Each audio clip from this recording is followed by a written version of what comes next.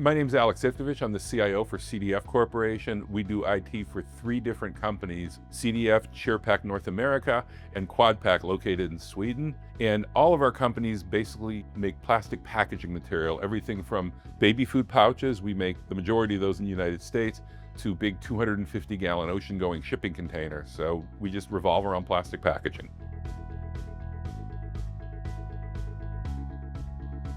And we started looking at the ESG stuff, and I realized how great it was, because instead of this one-time shot, now it's going to give us dashboards that are continuously going to show us what it was. You know, it's one thing to just report to the customers, but maybe it could help improve our business.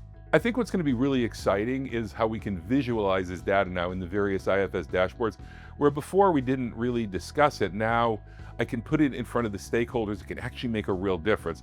They can look and say our energy usage is up, or our plastic emissions from the molding process are up, and we can influence it day to day. So this whole lifetime piece of this is going to be really exciting.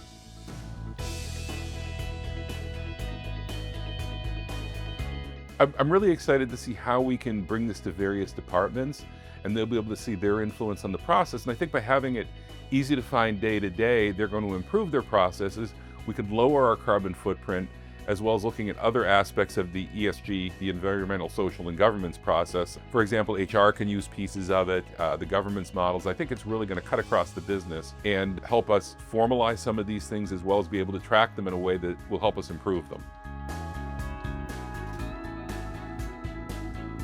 I personally am really interested in seeing how this real-time carbon footprint data affects our manufacturing. You know, we're going to put up the dashboards, we're going to put this in front of people, and I think it can help them see how we can improve our carbon footprint, our electrical usage, our plastic, our molding emissions.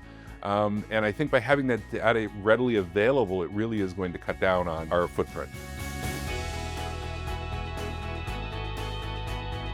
Success moving forward, we do have this imperative from customers that we have to have the phase 1 and 2 carbon emissions done by next year. So we're hoping to have that done by January.